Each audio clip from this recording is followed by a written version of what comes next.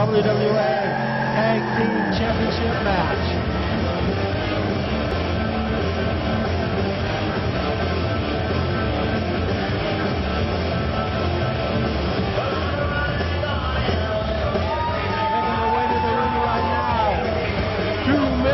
Of the Illuminati, we have Derek, the Devil Drexl, and Mr. Wade, by God, Hess.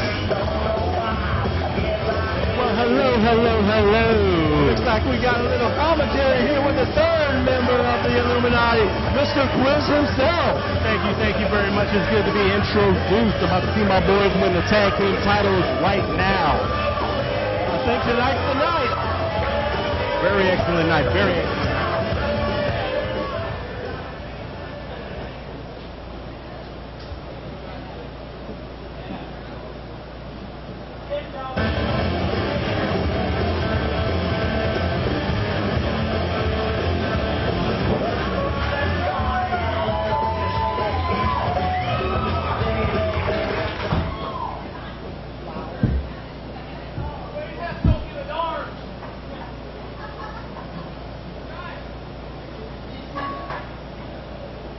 Ladies and gentlemen, introducing first the challengers coming into the ring by their attorney.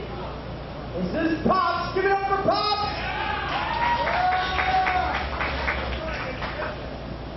Seems wherever the Illuminati goes, they have their attorney with them. 167 pounds.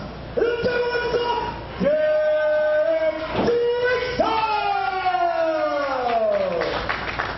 That is right.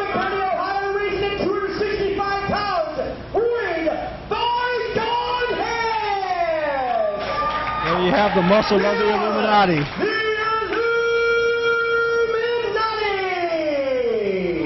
That's exactly right. We got the brains, we got the bronze, and we have the talent in this group. There's I have to say, just a very eclectic group of people in this group, as I can say here today. And sitting next to me, we have the gangster himself of the Illuminati. Yes, I like to keep my gangster low key at times, but I do tend to bring it out, and I will bring it out later on tonight during this Buried Alive match. Absolutely. And we have making our way to the ring right now, the NWWA Tag Team Champion, Payne Patrick Large, also known as Paynefully Large. Payne Large, I think you forgot to mention soon to be former NWWA Tag Team Champions when the night is over. Well, I didn't want to count my chickens before they hatch, and I didn't want to give them their due.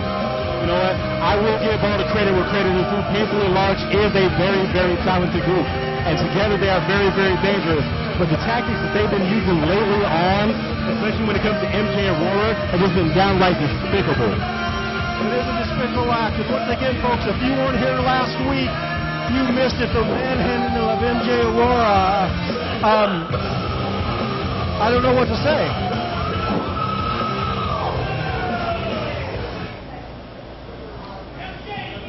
And ladies and gentlemen, the current reigning NWWA Tag Team Champions are coming to the ring by MJ Aurora. First, from Reno, Nevada, this is Patrick Large. Very arrogant.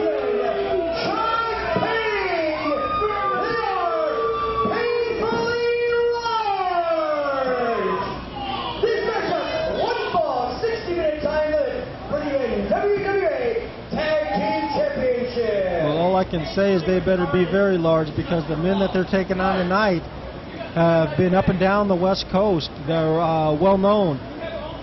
Oh yes, they very much are. Like, I have tangled with both Derek Drexl and Wade Hess in the past over the previous year of 2008, and it is definitely something to not mess with at all. And here we're coming back, being joined by Mr. Bob Brown Jr. How's it going, sir? You know, Quiz, when I came out here earlier, I had more fries on my plate. Quiz, you want to tell me about that? You've got the matchup later on of your life, that Buried Alive matchup, and you're out here eating fries. Very much so. I'm very nervous about this match. All I can do is eat some fries, and fries taste mighty tasty and takes my mind off of being buried. Bulldog, I think he's carbing up for his match. Exactly. I'm not going to lie about this. Mr. Sexy Time outweighs me by at least 120 pounds. But that's just an extra Pat Large, so I'm not really concerned that much. Speaking of which, you know, it was them that were involved last week, combined with Mr. Sexy Time, to nearly put you out of professional wrestling, using, of all things, a coat hanger to try and choke you up and throw you into the coffin. Sexy Time had left that note for you last week telling you he was going to end your career once and for all, and certainly almost did there last week. I think it's very funny. I hear them talking in the back, running their mouths. Mr. Sexy Time likes to use that little coat hanger for symbolism. He symbolizes it, saying that my career is an abortion, as he would clearly say. I think I have had a pretty good career, and I'm going to take him to the limits whether he likes it or not. And what we see here, my boy Wade Hess is going ahead and dominating on old little Pat Large there. And I'm going to tell you right now, later on tonight, Quiz, you know you got that big buried alive match. The rules are you got to be placed in that coffin, lid on top, buried alive. Pretty much, I mean, it sums it up right there. They've had the dirt brought in for this matchup tonight. They've got the big wooden box out there. You've obviously seen it, you know, and obviously it's got to be weighing heavily on your mind, especially what happened last week. It is very much so weighing heavily on my mind, but at the same time as well, I got a little bit of edge on my side. I'm not going to name names for different promotions, but we did actually run roughshod and start putting people in body bags to catch the drift. Well, let's talk about the fact that, you know, since you joined alongside the Illuminati, you know, not that your career wasn't stagnated or anything like that, it was very strong and fulfilling, but I think you've added that extra edge now, joining up with the Illuminati, not too long ago, having a matchup actually with Wade by God Hess, in which the two of you basically tarred and feathered each other to Kingdom Come, and there was no real winner out of that. You know, you've proven yourself to be in line with these guys, and now they're challenging tonight for those tag team titles against Paynefully Large. I'll see, like, Wade Hess is a very, very tough hombre there. I will give him credit where credit's due. And this is why I have to say, like, Paynefully Large, as talented as they are, they have to be very, very careful in here. Like, you have Wade Hess, the power man of the group.